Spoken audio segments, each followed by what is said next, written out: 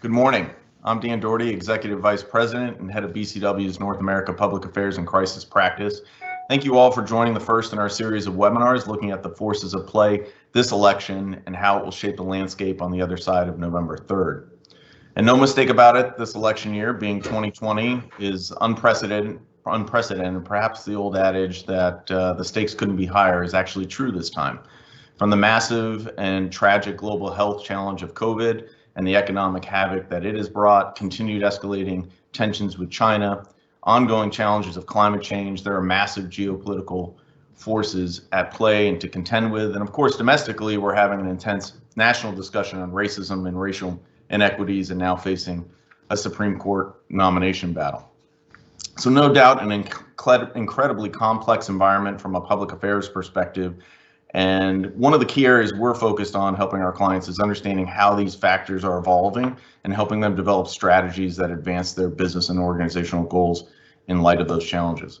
And using insights is essential to that process. It allows us to anticipate and proactively address these changes in the landscape. So we're excited to share with you today insights on this critical issue facing the country, titled 2020. Election actions to address racial inequity. We'll focus on how protests against racism and police have shaped the landscape of this election and brought racial equality to the top of the ticket.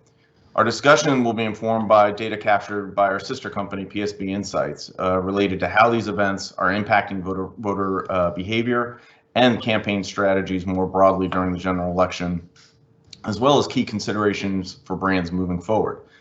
Today's conversation will be moderated by my colleague, Terry Neal. Terry is an EVP in the Public Affairs and Crisis Practice. He's based in DC. He was a journalist with the Washington Post for more than a decade, and while there, he was the lead reporter covering the 2000 campaign of President Bush. Terry's also the Inclusion and Diversity Advisor for BCW and in DC, and in this capacity, he works to ensure our team reflects the diversity in our region, that it's a nurturing and rewarding environment for all employees at all levels.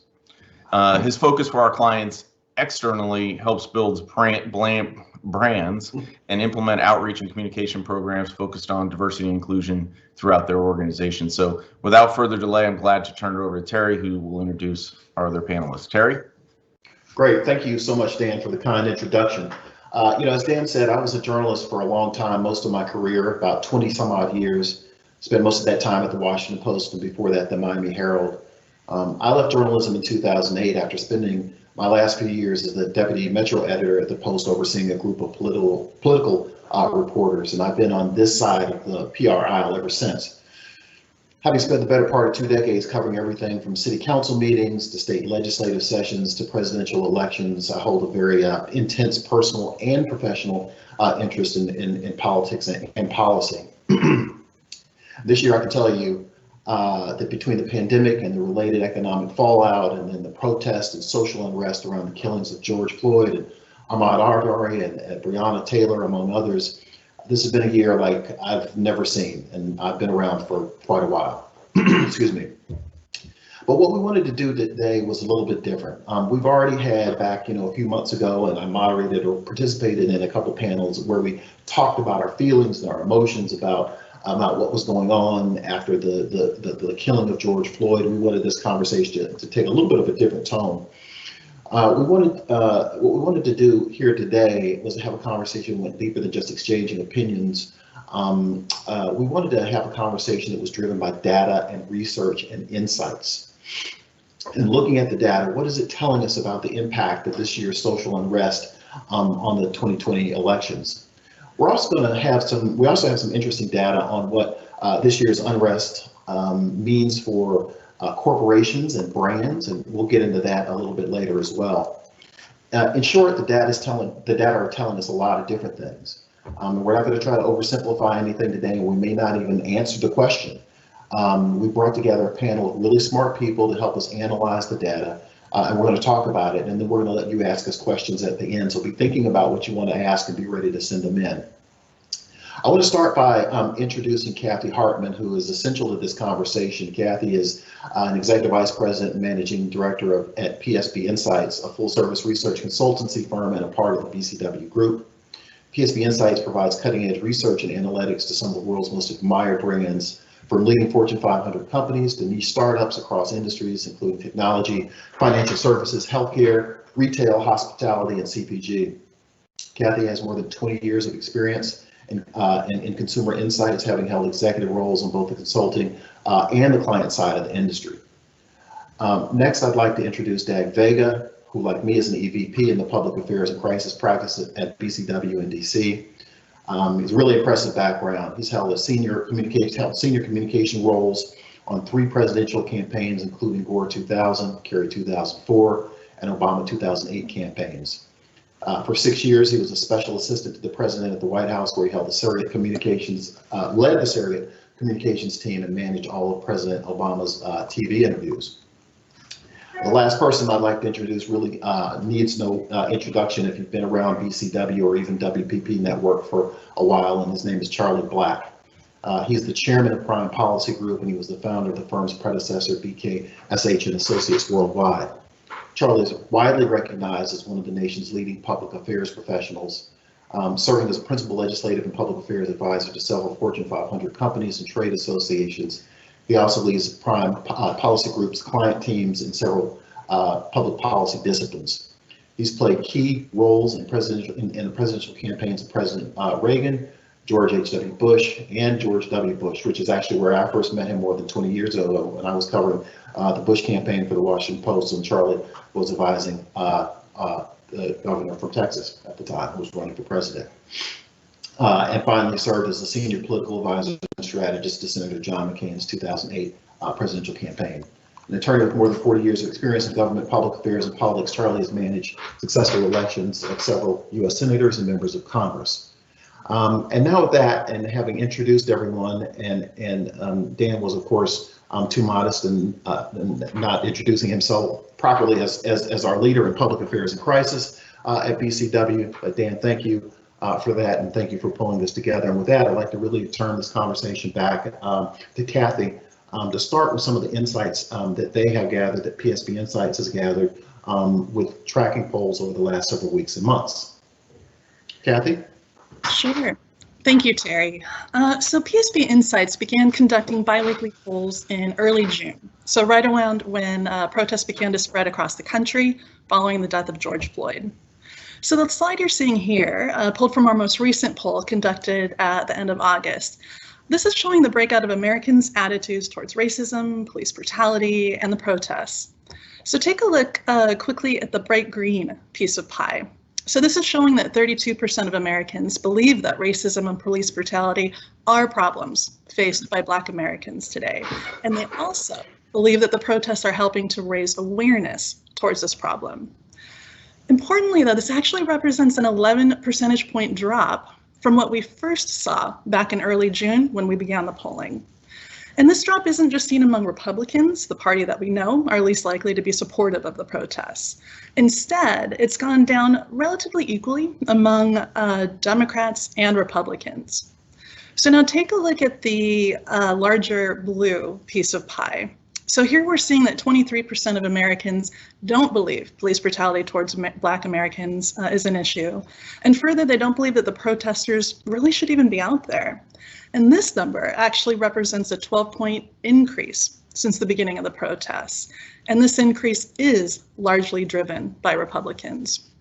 So bottom line, what we're seeing is the majority of Americans do believe racism towards Black Americans is an issue. But what we are seeing is softening, really, in support of the protests overall. Kathy, that's really interesting, and I'd like to turn to Dag and Charlie to interpret that data a little bit. It struck me when I first saw that since June, these numbers have softened. So from my personal perspective, it's still good news that 56%, a majority of people think that racism and police brutality toward Black Americans is a problem, but only about a third of Americans, 32%, think that the protests are actually helping, that they are actually helping raise awareness. I don't know what that means for the election. I'd like to hear what Dag and Charlie think, and let's start with Dag since he represented the previous administration under President Obama. Dag, your thoughts? Hey Terry, thank you. Yep. Well, I would look at this data in three ways. First, I'm not surprised with the overall softening that this data is showing. The Black Lives Matter protest was not a static event. It wasn't what has a lot has happened since June. This issue around racial equality has been put through the churn of a presidential campaign, where you have the Trump campaign being much more vocal about a law and order meme that's sort of a branding approach that they've taken, and there's a much more, I think, heightened awareness on and much more into a polarized conversation around this topic. So that's where I would attribute the increase in that blue segment of the pie. There's much more people, especially I would posit white suburban voters who feel where Trump's message resonates with them. The second thing I would say is that the intensity around this issue is still there. I believe that I think I see a lot of, especially within the Democratic side, there's still that moral outrage over those incidences that we've seen across the country is still a live issue. I would imagine if we do a partisan breakdown of these numbers, we'll see that most of the softening occurred, as I said, amongst Republican voters, white voters in suburban areas that the Trump campaign has been trying to target. And thirdly, I think what's also important to realize is that we didn't see this issue. This issue didn't really pop up 4 years ago. I think 4 years ago we saw the Clinton campaign trying to recreate a Obama coalition of voters, where they were seeking African American voters to go to the polls to really to boost their numbers, and we didn't see that. This time around, I feel this issue will be a strong motivator for Black voters to go to the polls, finding an outlet to make a difference, and I think it will be a game changer, especially in states where Trump won only by a small sliver of a margin, like Wisconsin and Michigan. Charlie, I'm curious to hear thank you, Dag, for that. Charlie, I'm interested to hear what your take is on this. If you look at it in one way, there's a 23-point swing that is not in favor of the calls for social equality and Black Lives Matter. So if it's a decrease of 11% of people who support, and so a decrease of 11% and an increase in 12% of people who believe that racism and police brutality toward Black Americans are not a problem, and that the protests won't help. Talk to us a little bit about sort of what that means, particularly from the Republican side. Is there something that is going to motivate people? Are they focused on other things? Yeah, thank you, Terry. I agree with most of what Dag said. Racial injustice, police brutality are major issues in this campaign. It's the first time in a long, long time that has been the case. Now, what you had back in June, early this summer, was peaceful protests highlighting these issues, which were supported by a huge majority of Americans. And Americans still believe in peaceful protest. But over the course of the summer, violence entered the picture. Bad actors, not peaceful protesters, got in and created violent scenes in many of our cities. The news coverage of that has muddled this issue and cross-pressured a lot of voters. As Dag noted, the Trump campaign has tried to convert the whole thing into a law and order issue. And so the battleground for the rest of this presidential race is really, by and large, white, suburban, independent voters. And the law and order message appeals some to them, although they certainly agree with the basic premise of racial equality and racial justice being a priority. So I agree it's going to motivate turnout on the Democratic side, and I think you're going to see a huge turnout on both sides in this election. Yeah.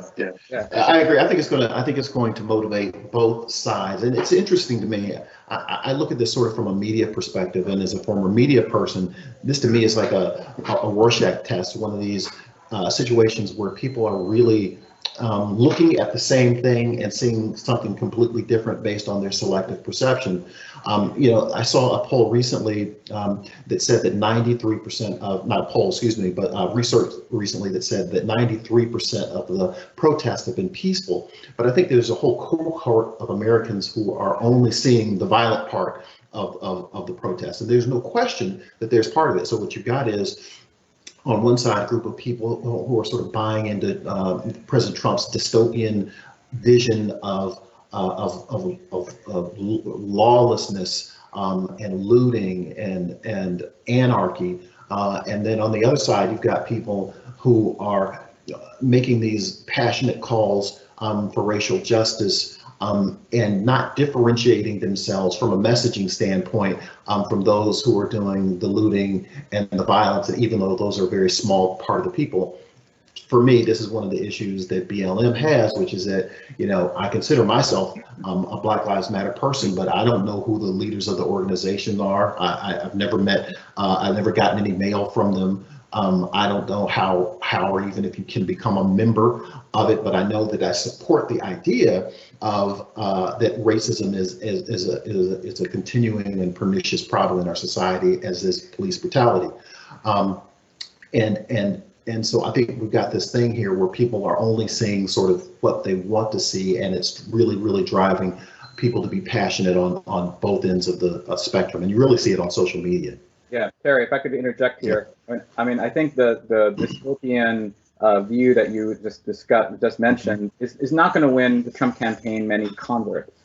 I mean, I'm not seeing, here at BCW, when we advise clients for large public affairs campaigns, we focus on the persuadable voters. Who are the people that we can persuade to adopt your viewpoint, your approach to any given problem? In this case, I don't see the dystopian ads really winning the Trump campaign any new converts, and just solidifying those voters who perhaps came out last time. What I do see, though, there's an awakening, I believe, amongst Black voters who did not vote 4 years ago, who feel who can make a difference. I mean, I understand in Wisconsin, for example, the number of Black voters in Milwaukee area who did not vote in the last presidential election exceeds the margin President Trump won in the entire state. He won by 27,000 votes. That's right. 1%. And so I feel like that is where the Biden campaign can make a difference, and I see that they are. I mean, I feel like they are putting forward an affirmative message, a measured affirmative message that sort of belies the violence. I mean, I feel like I see that the Trump campaign is sort of straining to use images of violence to reinforce that law and order meme. I mean, they're really trying to make safety a wedge issue. But I don't, as far as the evidence I'm seeing from PSP polling and from other polling, the recent NBC PBS Marist polling, I don't see that moving the needle amongst independent voters. Right. Charlie, you have any thoughts on that? Well, Terry, back on something that you said, the research shows 93% of the protests are peaceful. Television news covers 93% of their coverage is of the violence. Right. And so that is conveying the wrong impression to the American people. And I think it will give some voters pause about who they're supporting, not the cause, not the concept of racial justice, but who is it that is conducting these protests. Now, I'm seeing some movement in the polls, but it might be a natural tightening of the race, which was bound to happen. Whether it's directly attributable to these specific issues, I don't know. Right. I think it's worth saying here, Charlie, I think that's a brilliant point about what the media covers. I'm a former media person, and I have a degree in journalism from the University of Missouri that I cherish. But I do understand and I have begun to be more perceptive of it since leaving the media, that the media does sometimes focus on the story that is, I mean, having camera, the media has covered the peaceful protests, but what's going to get people's attention is looting, people breaking things, people, damaging properties, setting fires. Those things are naturally going to be covered, and I think that is a big part of it. That is leading to the sort of the selective perceptions differing so much on the same issue. But we have some other really good insights on something you said, Dag, that we'll talk about in a minute, that Kathy will show us about how it's motivating voters, and I'll love to get your opinion on those things. So with that, Kathy, unless you have anything to add, let's go to the next slide. Sure.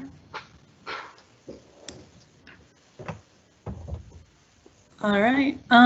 So Terry, another question that PSB Insights has been tracking from the beginning is what actions, if any, are Americans taking as a result of these conversations and protests that are occurring around our country around racial injustice?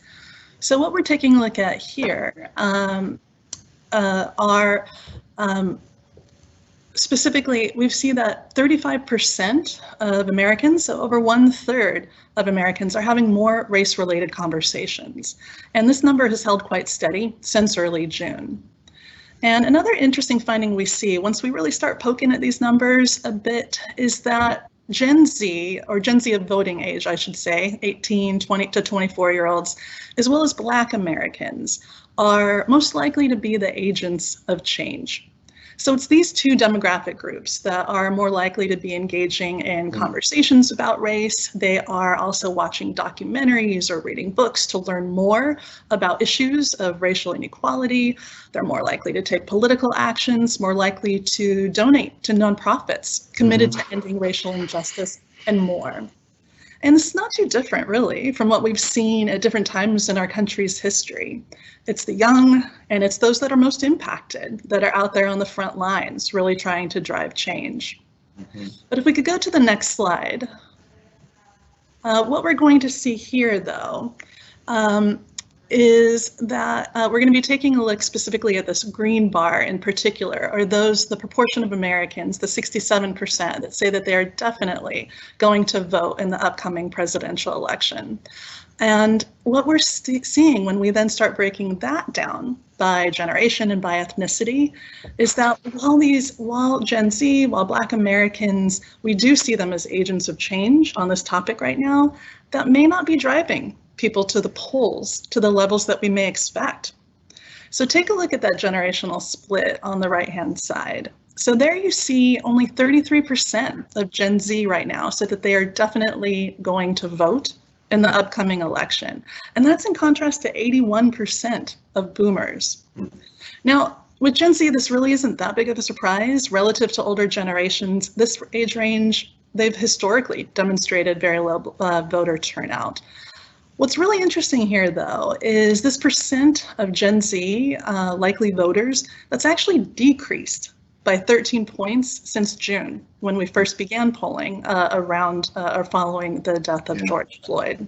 All right, and we see a similar trend actually among Hispanic and Black American voters, with some softening since June. So really what we're seeing is that these individuals, they're not as likely to make the connection between activism and voting. Yeah, this is a really a fascinating slide to me. One thing that I would just want to make sure that everyone who's on the call understands is that these are the declines in the percentages of people who say they're going to vote since June. It is not a comparison to the last election, right? So these numbers, in some cases, may still be above where they were in the last election. This is just showing that since June, some of that passion, at least in terms of how it translates to voting, is starting to go down, and it's going down among the people who are most passionate about this cause. If you go all the way up to the boomers, right? They are the people who are most likely to vote. They're also the people who are most likely to oppose the protests, and they're going to be out there voting. Now, all polls, all surveys are snapshots in time, and I think we've got to acknowledge that we've still got 7 weeks, and that there's plenty of time for things to change. I mean, all this was taken before the death of Justice Ginsburg a few days ago. That may impact the way some of these groups feel about voting. So these are snapshots in time, but nonetheless, I'd like to start this one out by asking Charlie first if he has any thoughts about this slide or the previous one, in terms of anything jumping out to him as particularly interesting. Terry, this is interesting, and it raises an important point. When you have constituencies in your coalition who might be less inclined to vote, it puts a premium on having what we call the ground game, voter ID and organization and voter turnout efforts at the local level, especially in the important swing states. Now, we know in this election that the Biden campaign does not have as strong a ground game as Democrats traditionally do. The Trump campaign, on the other hand, and the Republican National Committee do have a strong ground game and a very strong voter ID, also voter registration program. And these things don't determine the whole election, but the difference in a good ground game and a bad one can mean a couple of points, maybe Yeah. 3 points in an election. So the point being, the way for this slide, the way for the Biden campaign to overcome these numbers would be a strong ground game, which they don't have and probably don't have time to get it yet. So again, I think this race is going to tighten. I still think it's Biden's race to lose, by the way, but and I was quoted in the New York Times the other day as saying I was not the most enthusiastic of Trump supporters. Right. Which is true. I'm a lifelong Republican, and I hope he wins, but I think this is going to be a close race.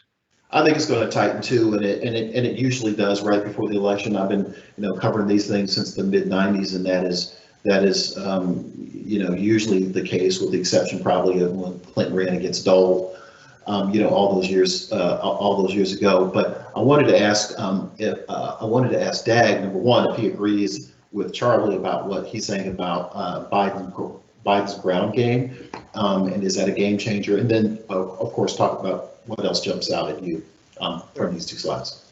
Sure. First, I'll address what Charlie said, and then I'll also address your point about the data that we're seeing.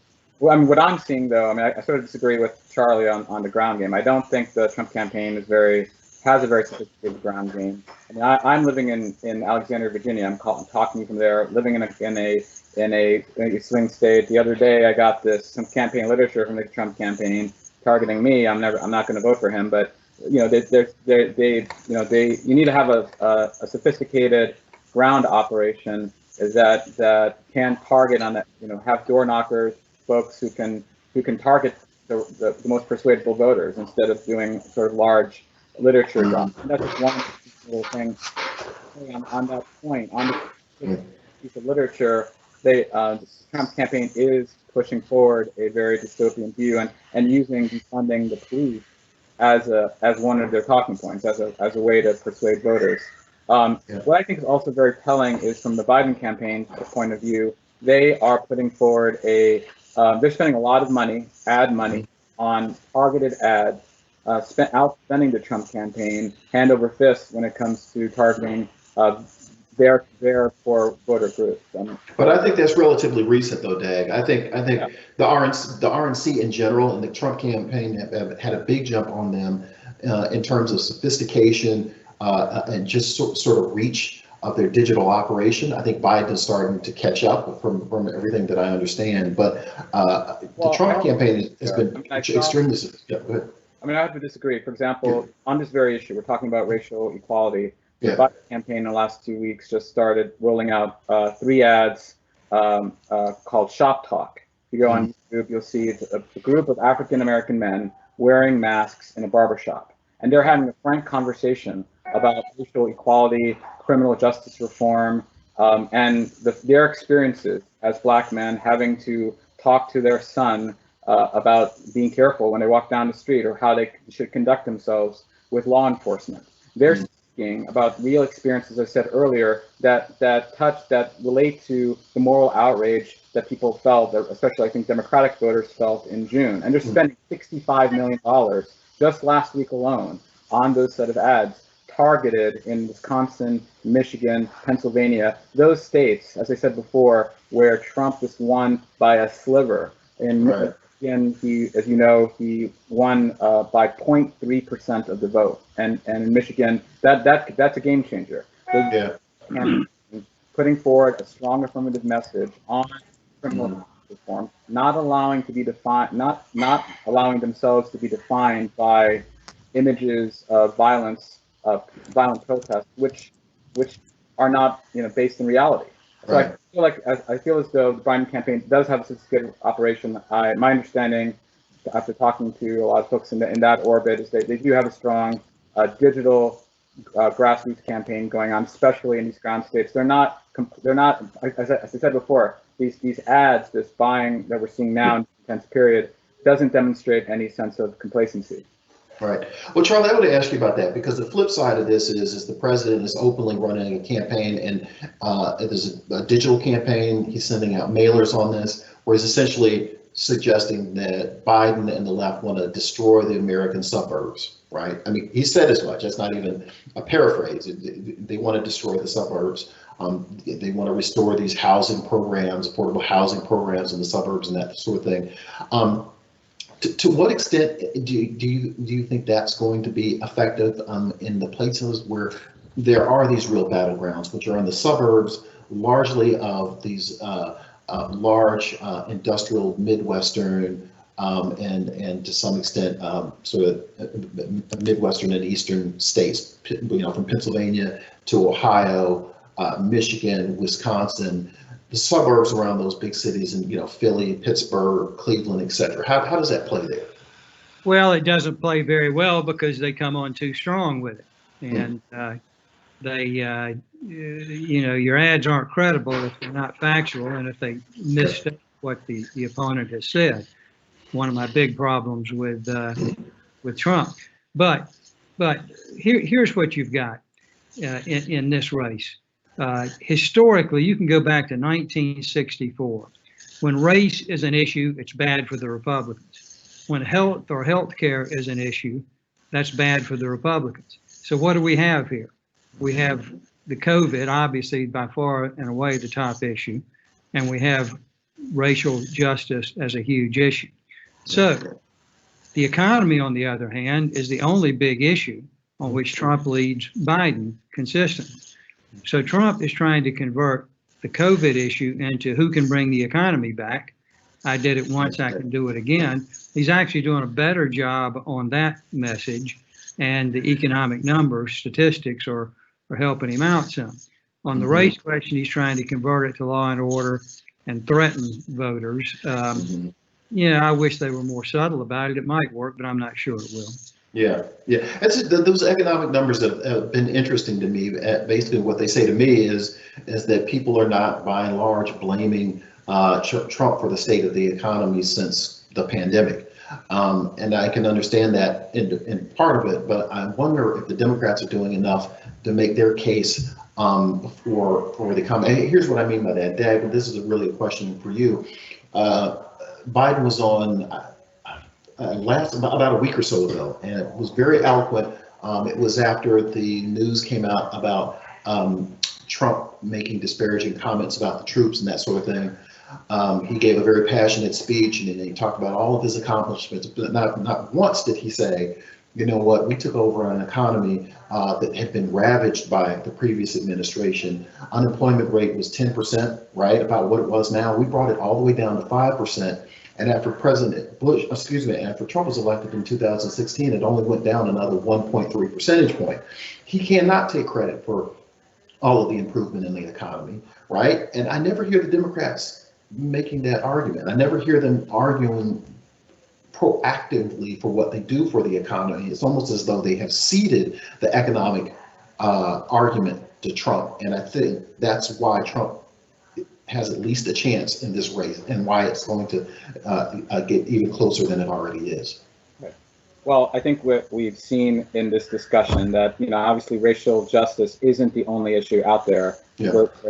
This election is unlike any other election, because the ecosystem is filled with a lot of big picture issues, once in a generation issues that will affect people's thinking. And I mean, and the pandemic affects the economy, affects racial disparities. I mean, in my opinion, I think in one respect, President Trump is running against himself. He's running against his handling of the pandemic, which has disproportionately affected Black and Latino families, and which has disproportionately affected them with regard to the economy. And I think that's why there are other motivators aside from protests putting the protests aside, Black voters, Latino voters are affected disproportionately when it comes to job loss. When you dig down deeper, and even with the incremental changes in the job rate, disproportionately affecting them. So I think,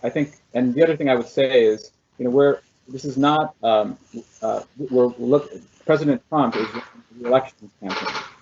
Oftentimes, that the election campaign, I'm sure Charlie would agree, are people are assessing where they stand now. They're assessing the president and his policies as it relates to them in the last 4 years. And I think the pandemic really overwhelms people's perceptions in regard. I think if I were president, I think we'll see this debate on the economy, on who can handle the economy best, play out more in these debates. I'm looking forward to September 29th with the first debate with Chris Wallace. He just announced his list of topics. The economy is one of those, and I think we'll see the clear differences of approach. Yeah. I think my take on this, my last take before we move to the last slide, is that, I started covering politics back in the 90s, really late 80s, early 90s. And I remember the advent of Rock the Vote, and it's been every election since then. It must have been in the mid 90s sometime. This was going to be the year that young people voted. And it never happens. But I do have a sense, and I'm guessing, and this is just an educated guess here, is that while the numbers have been declining since June, and the percentage of young people and African Americans and Hispanics who say they're going to vote, it's still going to be higher than it was in 2016. There's still going to be more energy, and all you're going to need is a very, very slim a margin. Trump won the election because he flipped 3 states that Obama won twice, right? Wisconsin, Michigan, and Pennsylvania, and he won all of those by less than 1%. And we know that the Black vote in particular was minuscule. So we don't. I don't want to send the message or suggest that what we're saying about any of this is that it means that folks are not going to get out and vote, because all it's going to take is a small percentage, I think, to sort of change the results in some of these really close swing states. That's my take on it. We shall see. Yeah, to that point, Terry, the census found that Black voter turnout in 2016 was just under 60%, which was the lowest turnout since 2000. So it was, 2016 was very notable in that regard. And I think we've laid out in this discussion a panoply of issues, not just on racial inequality, racial justice, but also in terms of the economy, that will motivate Black and Latino voters to go to the polls in numbers that we did not see 4 years ago. Yeah, and one last point on the economy. We have an old saying that we use in both parties, that politics is about the future and never about the past. And one thing that Trump is doing wisely, not many, but he is saying, who can bring the economy back from the COVID crisis better? Me.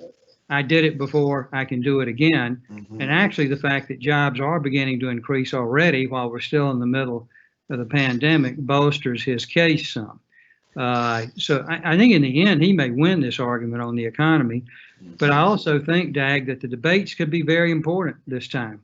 They usually don't change much. But, you've got 2 guys here that could each talk themselves out of the race if they're not careful in 3.5-hour debates. Mm-hmm. Yeah, I think you're right. I think, listen, before we go to this last slide, I'll just say this real quickly. I think the key is, Charlie, is just that, is that this economic debate. I think with Trump, you have a base. If you look, he's always hovering at around 40, 42, 43%, right? I think 35 to 38% of that is baked. There are people who are going to support him no matter what. And I think there's a small percentage of people, probably 5 percentage points or so, who say, can't stand the guy, he's been great on the economy. The economy is working for me better than it ever has.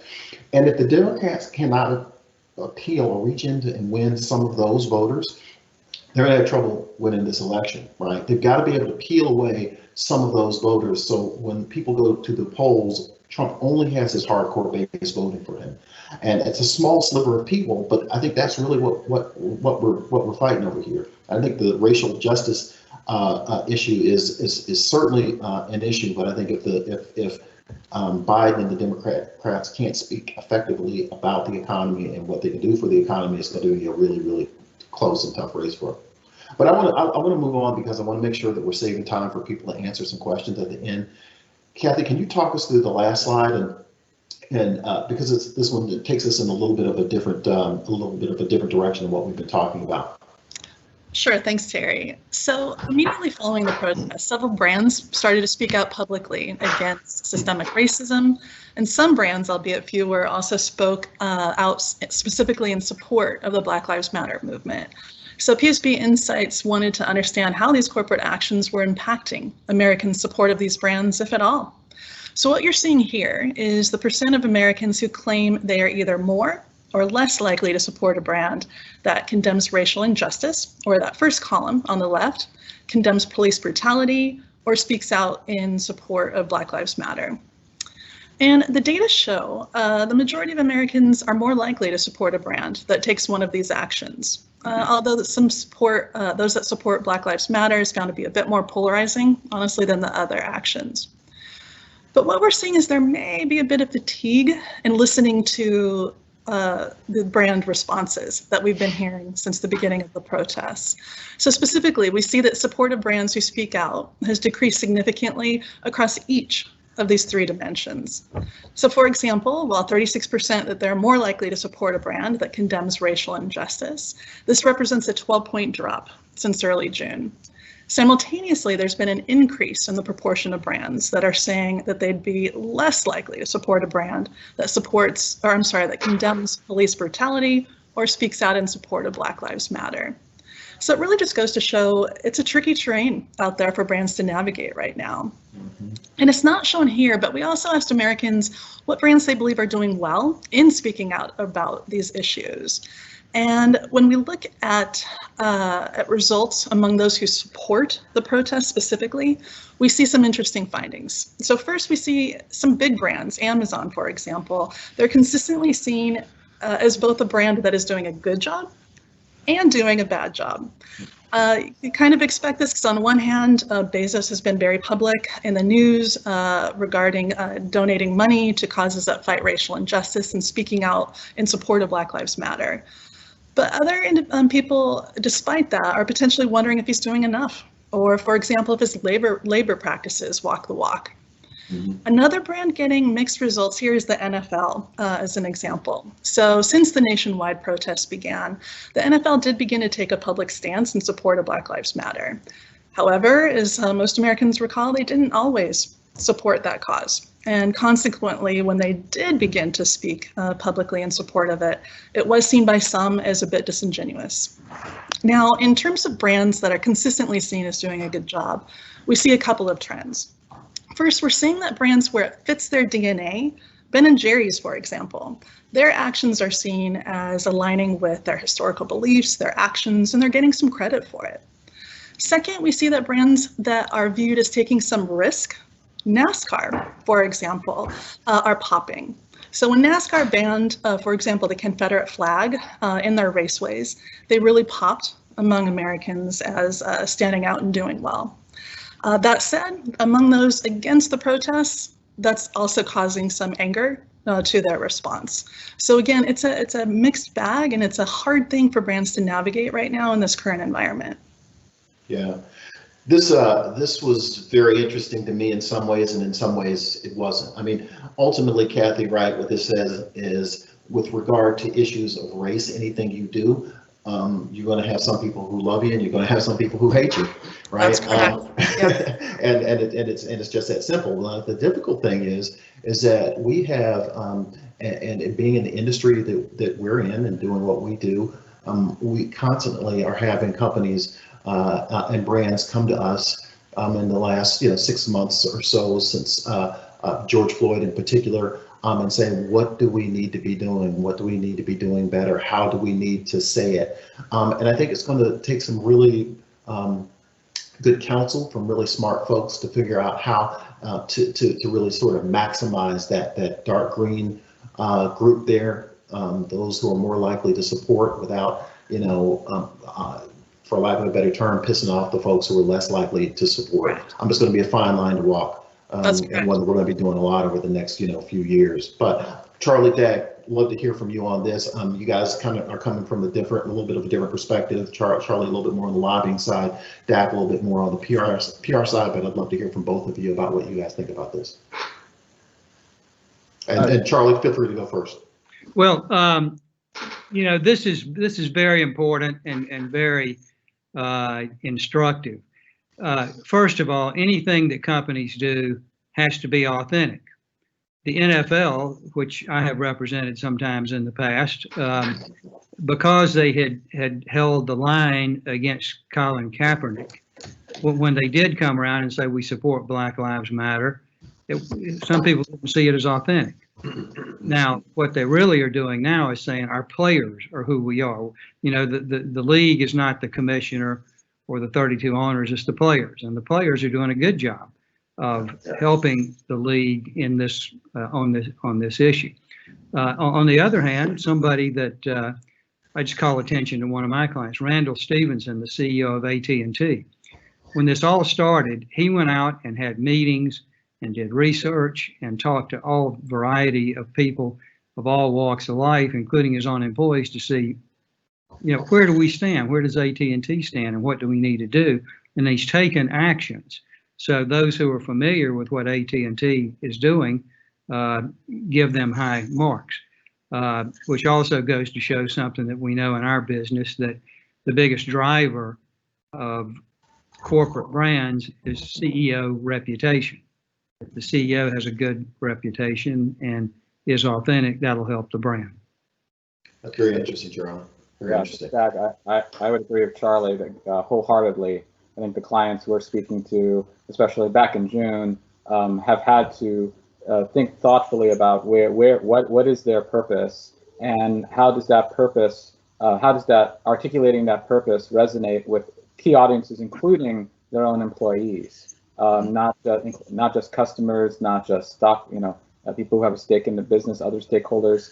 But I think a lot of companies have had to grapple with how these issues that incite moral outrage affects, especially companies that have a young employee base. I mean, I've spoken with CEOs who told me anecdotally that there's a large percentage of their workforce is expecting them to step up in a very concrete way when it comes to racial equality. Not only was it developing some sort of holding statement about George Floyd or the Black Lives Matter movement, or having some language on a website, but there's a lot of pressure in CEOs thinking about what are those additional actions that Charlie mentioned that shows proof in the pudding in your purpose purpose statement.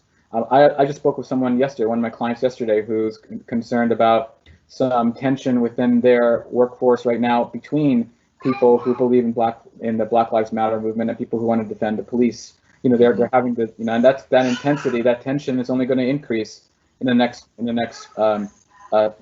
weeks leading up to the election. And so, that all ladders up to how does a company credibly communicate and communicate without being afraid their purpose. Yeah, that's a really insightful comments from both of you. And I'm in the middle of this with some of our clients. I think I can say this because it's been publicly announced, but Bank of America has announced a $1 billion plan towards racial justice and equality. And we're thinking about not just how that works, but how we talk about it and how we explain the company's commitment to diversity and why it's important for America. And so we're going to be having a lot of these conversations. And the main point of this webinar was not to plug ourselves and market ourselves, but I will give us a small plug here, which is that one of the things that we're working on here internally at BCW is creating an offering. This is a project that's being led by our Global Inclusion and Diversity Officer, Carol Watson. And I think we're going to have some really exciting news on that in the next few weeks. And it will really help us in terms of how we counsel our clients to talk about and deal with these issues. So we'll have more news on that soon. Now, having said that, I promised at the beginning of this that we would save some time for Q&A at the end, and I'd like to do that if we have some questions. Before I do that, though, anything, Charlie, Dag, Kathy, that you want to say in summation before we go to Q&A? And if not, that's fine. Let's get to it. All right, let's do it. Definitely. All right. Kat, I think we turn to you on this one. Yes, thank please. you. The first question, Terry, here is, do you think that these brands, based on the data that you showed, have taken a stance against the issue to have enough power in their voice to influence the younger generation, specifically Generation Z and Y, to participate in the election or vote? Dag, I'm gonna toss that one to you. I have some thoughts on that, but I'll let you answer that first, and then Charlie, not because you're so far away from Generation Z and Y, but we'll have you answer that second.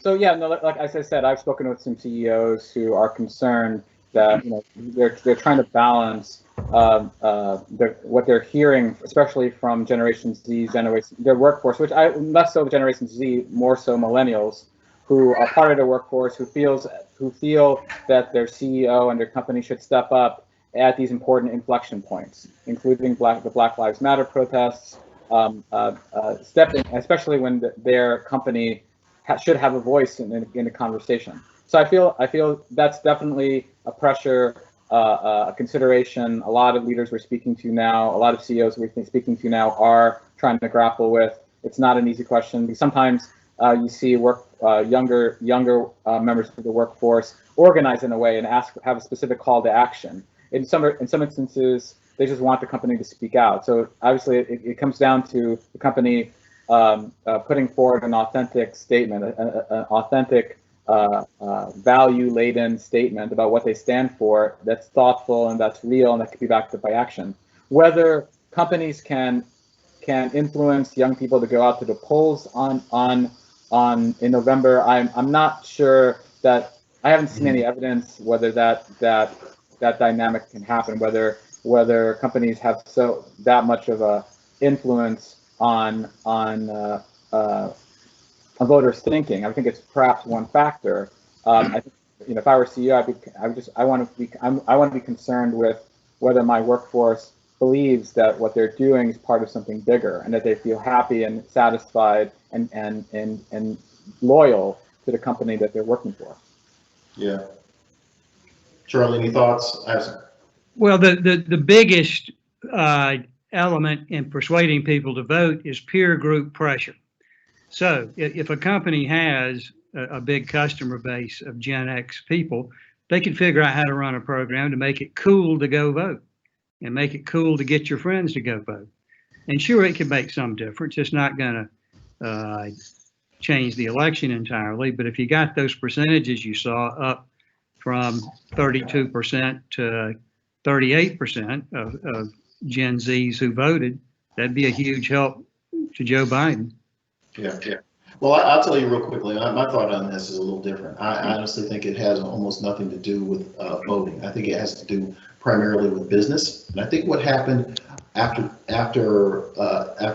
George Floyd in particular was a visceral sense that this is now not just about Black folks, and it's not by just about Black folks. Because if you looked out at the people who were protesting and the vast armies of people who were in the streets, it was people of all races, colors, and creeds, and a lot of young people. And we know that the people who set style, trends, and cultural trends that affect business are young people, and in a lot of ways, Black and brown people. And I think a lot of businesses said, we cannot be competitive if we don't understand these segments, because it's not just one segment, but these segments of our culture, because they are taking this seriously. It means something to them, and if it means something to them, then it's going to have an impact on our brand. And I think a lot of businesses woke up to the reality that this is not a small subset of people who are protesting sort of random events. Kat, you have anything else? Yes, a few more here, Terry. how do you see these issues impacting businesses throughout the year for either scenario, whether a Biden victory or Trump victory? Not sure. Anybody got to jump on that one? That's a tough one. Well, I mean, I think we're all going to live with this. Whoever wins will still need to grapple with the pandemic, and the pandemic is not going away on election day. We still have to make sure we have a vaccine that works. Make sure that we have a president that leads us into the new normal of what a post-COVID environment looks like. I think there are real challenges that both candidates have to grapple with, and that's going to affect all our lives. Getting the economy stood up in this election. I think I think there are sort of prima facie issues that they both have to deal with. I mean, obviously there are going to be huge differences with regard to how you stand up the economy, and we'll see those differences play out in the debates. Obviously, there's a difference in terms of approach to regulatory environments, a difference in approach to tax systems and real business-oriented issues. But I feel like as though the pandemic is still going to color the approach of the beginning, the first 100 days of any administration. Terry, the highlight on racial injustice and the need for police reform is a very good thing. And it's certainly going to be relevant to everybody next year, no matter who wins the election. The police reform is largely a state and local issue, but there are places where the federal government could pass a law that would help. And we almost did that. We came close to doing it. And I certainly think Donald Trump, because if you look at what he did with criminal justice reform, he's amenable to taking some action for police reform at the federal level. So these issues, I hope, will still be highlighted despite the need to focus on the pandemic and the economy in the next administration, whoever's in charge of that. Yeah, I agree with that, Charlie. I think the more difficult issue is going to be healthcare and healthcare inequalities, which were really brought to bear in this pandemic because Black and brown people suffered such a much harsher toll, and some of that had to do with basic health inequities. I think whether it's Biden or Trump, somebody's going to have to deal with healthcare. The system is still broken. And it's going to make a big difference how that issue is handled is going to be largely determined by which one of these men is elected. So there is a lot at stake here. It's going to be interesting to see how it plays out. Agree. Yeah. Next question. Yes, on the brand slide, if you add the no impact with don't know and less likely, it would appear that it's less risky for brands not to take a public position on these issues. However, we keep seeing that push towards purpose. How would we respond to that? It's a great question for you, Kathy. Sure. It's been interesting as we've watched the shift over time since brands first started coming out and speaking out or not against racial injustice. At first, we saw much more of a backlash among Americans if no action was taken, or if it was perceived as being just voice and not action. Mm-hmm. As brands have just increasingly began to become vocal about this issue, and honestly, many of those brands are seen as just using their words and not doing action. What we've seen is a bit of a burnout among receptivity of Americans towards those reactions, because they're just not seen consistently as genuine as people would like to see.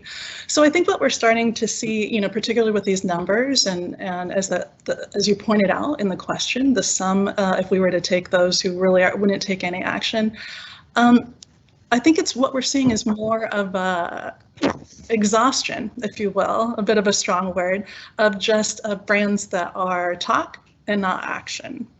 Mm-hmm. So those brands that are being a bit more bold and are doing it in a way that's viewed as authentic, they are getting credit for taking that risk and taking those efforts. Yeah. Yeah. Go ahead. Zach, I would add one other way of looking at the numbers. If you were to add the don't know or no impact on support, I mean, I would add those numbers and look at that population as a potential people to persuade. People, if you were to put forward a smart corporate social responsibility initiative, if you were to put forward something, a credible, action-oriented approach or policy that speaks authentically to the moment, whether it's in terms of racial equality or another issue, those are your persuadables. Those are people who can perhaps feel as though they will vote with their pocketbook and support your company. Hey, Kathy, can you go back to that slide for a minute? Because I had a thought on that plays off of what Dag just said. Sure. Because I agree. I think so. One more. Two more. Yeah, two more. The corporate one. Last slide. Yeah, last slide. Yeah, there we go. So if we look at all three of these questions, the plurality of voters, even though the numbers are going down some, the plurality of voters are still in the more likely to support. So if you go two boxes down to no impact or support, I think the way a lot of companies are looking at this is those numbers you can in some ways put together. And here's what I mean by that. Think about a few years ago, it was probably 4 or 5 years ago. I believe, and I could be wrong about this, and if I am, please nobody beat me with a wet noodle, but I believe it was Cheerios or something put out a brand. It was a cereal company put out a brand, and it didn't say anything about race at all, but it had an interracial couple. A black man married to a white woman with a biracial child. Yeah. And that ad raised a hullabaloo with some people, and a lot of people were like unfazed. But I think if that same ad were to run today, the only people who would have a problem with it are these people in this less likely to support box, right? We're talking about maybe 15 or 20% of the population. So if that's all you have to worry about, then I think corporations are going to continue to likely make the sort of informed decision to speak out in really smart ways about race, and that doesn't always mean overt ways about race, but it could be in symbolic ways that show pictures of diversity and diversity in American life. I think that is inevitable, and we're going to see more about that, more of that in ways that we wouldn't see even 5 or 6 years ago, just because things have changed so much since then, and in particular this year. I don't know if you agree or disagree with that, Charlie, but that's sort of my take on it.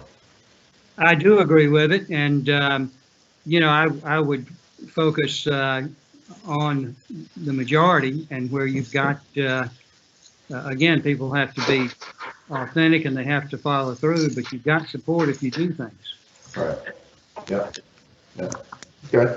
Yeah, one other point too is, we want a brand wants its customers, its followers to be really passionate about their brand. And so that would argue for brands to go ahead and take a risk here. Right. Because to your point, Terry, those that are already, those that are in that light blue bucket, or those that are not going to support a brand, they're already there. They're not changing. So, the advantage for a brand to take a stand and to really motivate its customer base is one that our brands really should be considering as they're planning their course of action moving forward. Right, exactly. And Thank you, Kathy.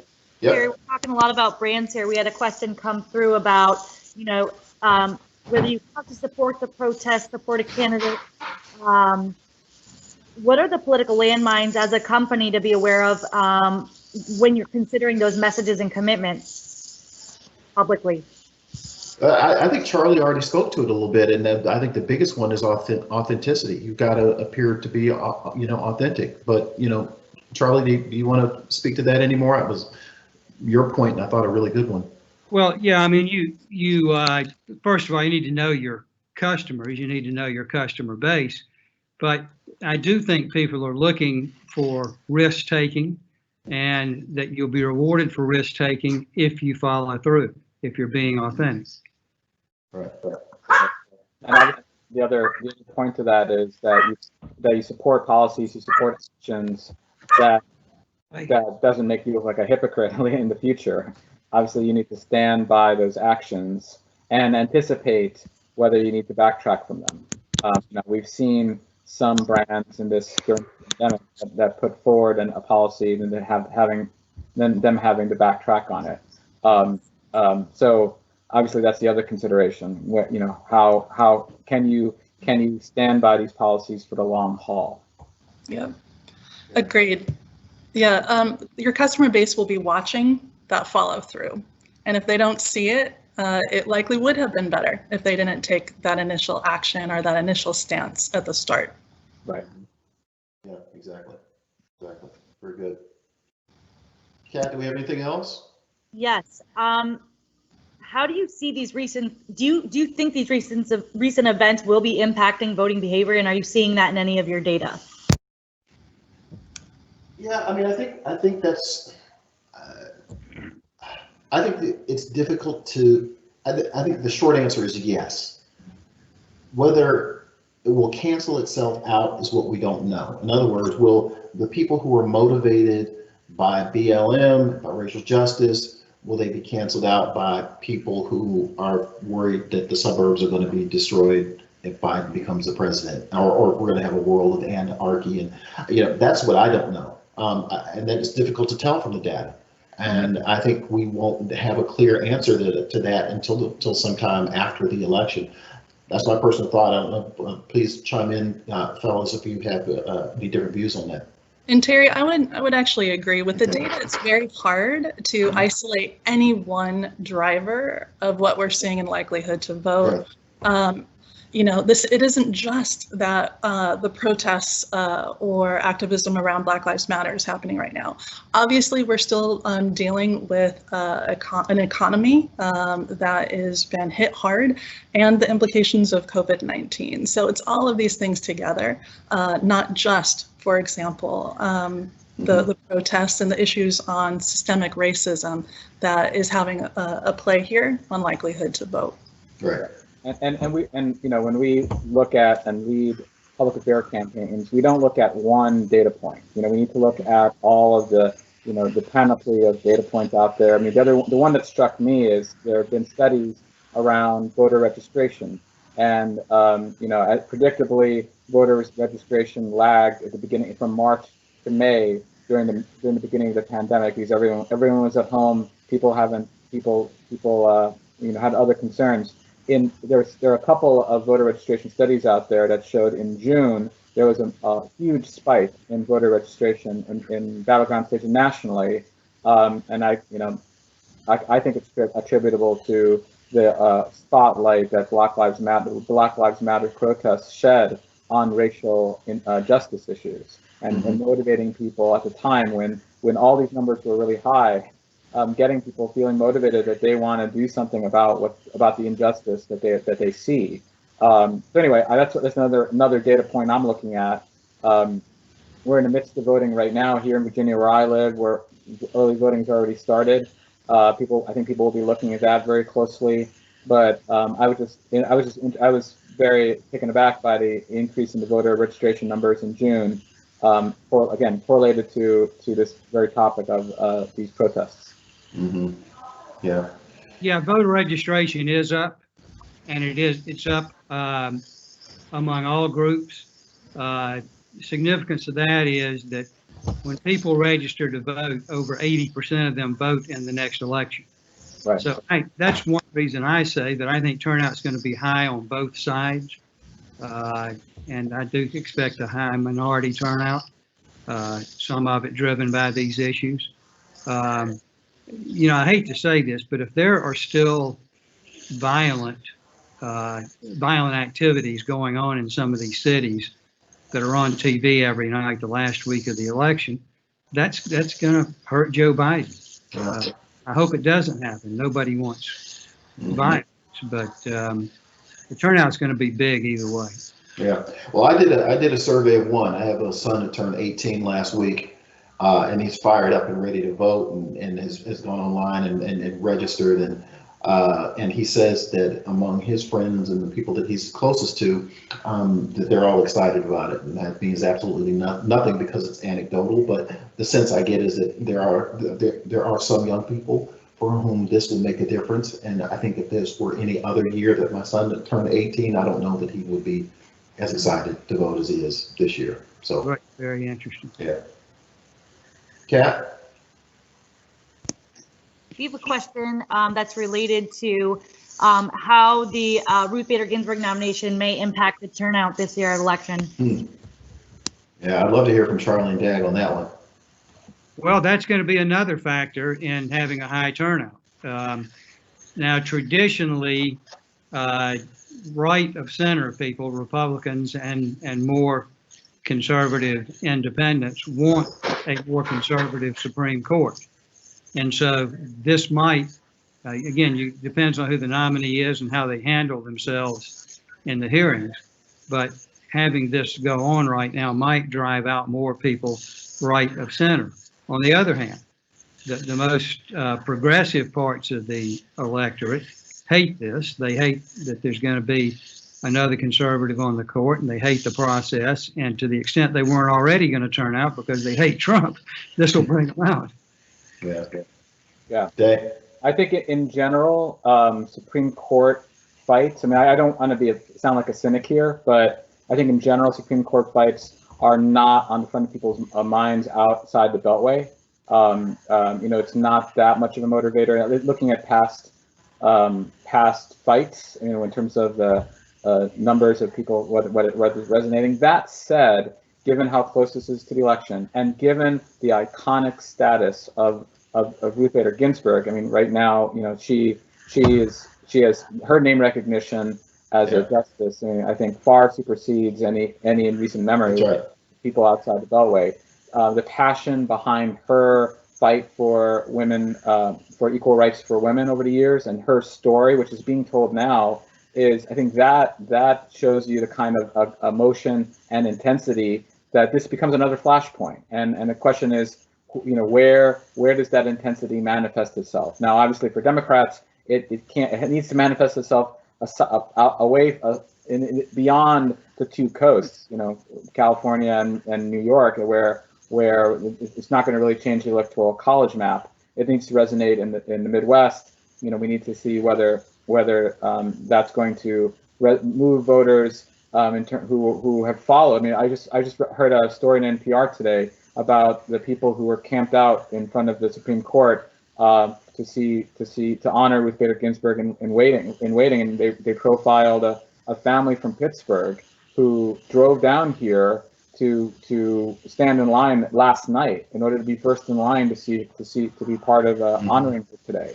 Again, that's evidence of some of the passion that's out there in the battleground states for her, and it awakens people when it comes to these bigger picture issues that affect their lives. In that case, women's rights. I mean, I'm motivated to take my daughter to the Supreme Court in the next couple of days in honor of her too. So, and I feel like that's where it comes. Where does the intensity lie, and how does that intensity translate to people wanting to do something they haven't done in the past, which is, in some cases, go out to vote. We saw a lot of complacency in 2016. I see much less complacency this time around.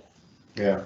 And building on what Doug was just saying, again, going back to the data that we saw a moment ago, immediately following the death of George Floyd and the immediate protests that started happening across the country, there was this increased passion and increased support of all the activities that were going on in support of the protests and against systemic racism. As we saw, that started the support of the protests for a number of reasons that were discussed has started to wane. But it's really interesting to think of the passing of RGB that could start mobilizing that passion again, and really start getting people, again, the question is it going to then get people more likely to go to the polls? Yeah, Kathy, I think that's a really good point. And I think my take on this is how this affects the election will depend on what happens before the election and how that happens.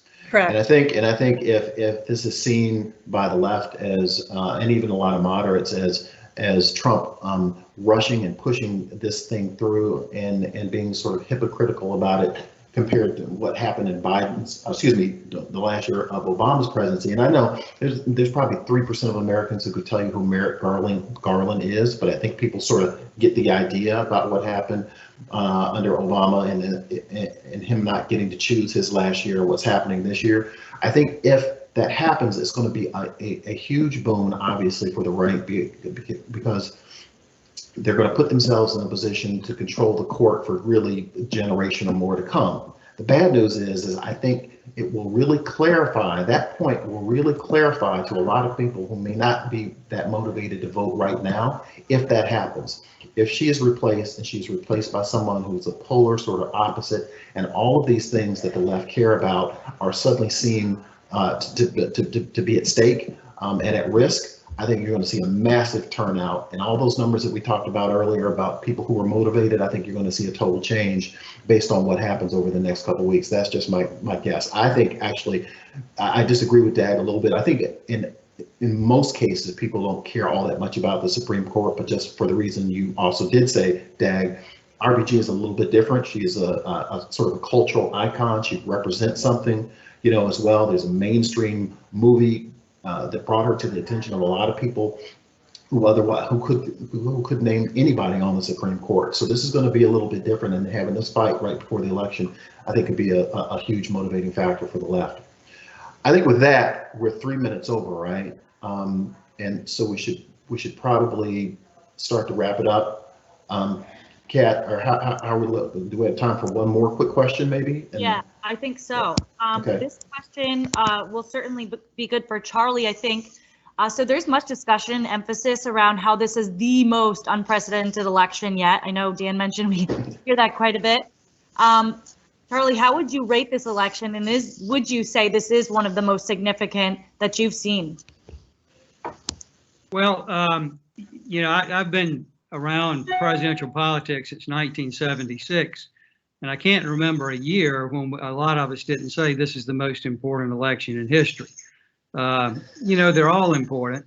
I think back to 1980, when we still had a huge threat from the Soviet Union, and the American way of life was not at all guaranteed for the future, that we thought Ronald Reagan's election was the most important. And of course, he was successful with a lot of help over an 8-year period, and ended up with a dissolution of the Soviet Union. So this is important. There's a big contrast in positions on the issues.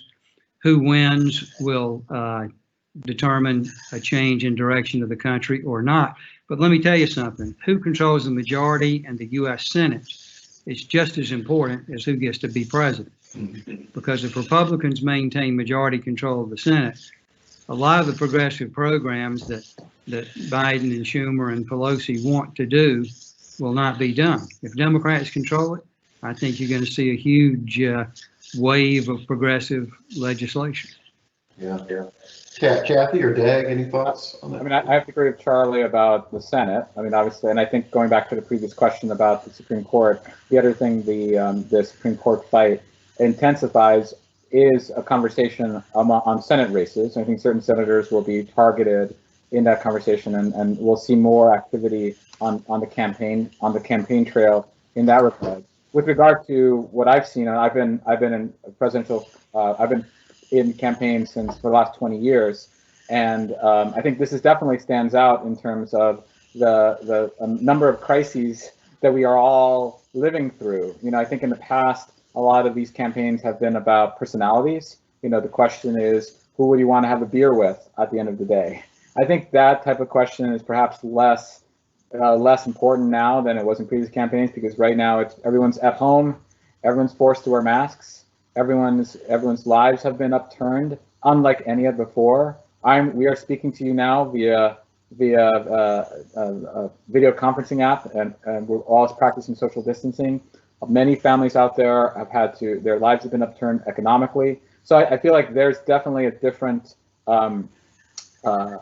intensity in terms of people's overall apprehension over the future of this country, and they're looking for certainty and stability, and some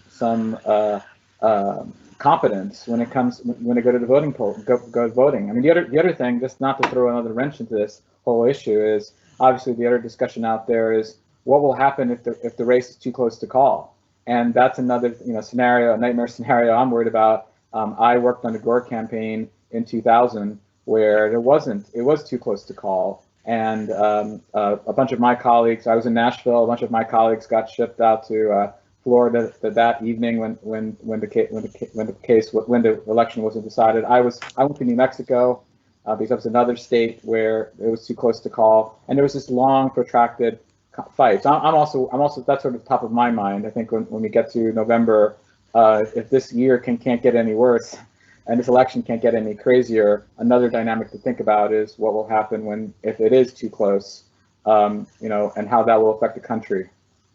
Yeah. Kathy, any last thoughts? I think my fellow panelists provided some really great insight there. Nothing more to add on that question. Yeah.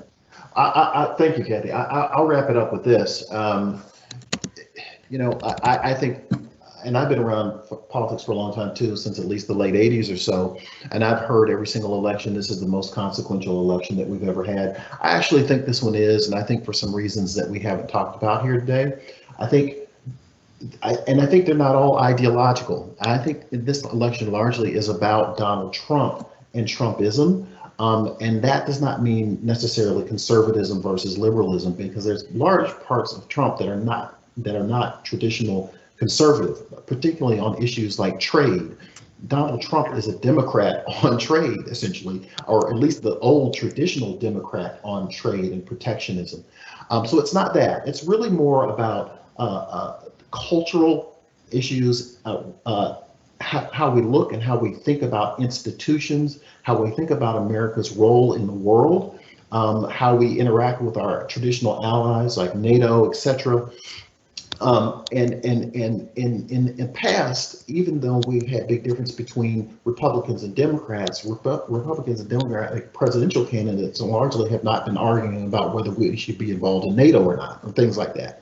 That's why I say this, I think, is the most consequential election. This is big, and I think it's more mostly about whether you are for or against Donald Trump, because I see Joe Biden as a very traditional candidate, right? He's not the difference maker here. But he's the difference maker in the sense of whether we want to return to a more